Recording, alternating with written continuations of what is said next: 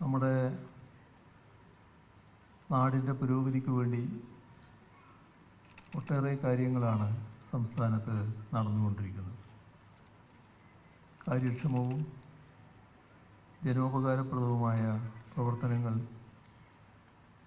ഏറ്റെടുക്കുന്നതിനും പ്രാവർത്തികമാക്കുന്നതിനും ഈ അവാർഡ്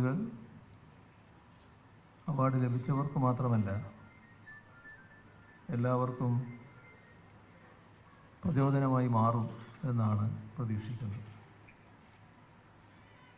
ഇവിടെ നേരത്തെ സൂചിപ്പിച്ചതുപോലെ 1886 ഫെബ്രുവരി 24-നാണ് അന്നത്തെ തിരുവിതാംകൂറിൽ ട്രാവൻകൂർ സെറ്റിൽമെൻറ്റ് വിളംബരം പുറപ്പെടുവിക്കപ്പെട്ടത്. അതിൻ്റെ ഓർമ്മയ്ക്കായാണ്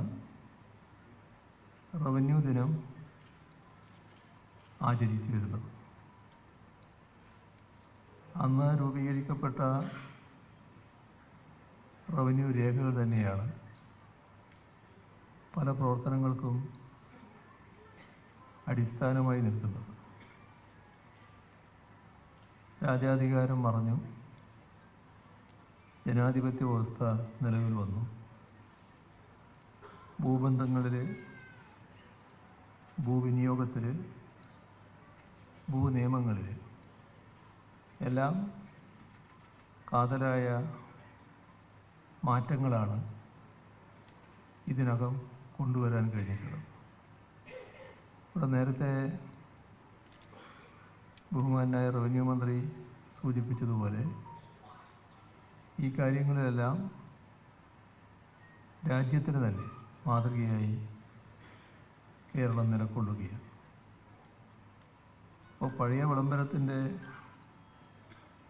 ഓർമ്മ പുതുക്കൽ എന്ന നിലയല്ല യഥാർത്ഥത്തിൽ ഈ ദിനത്തിലുണ്ടാകുന്നത്.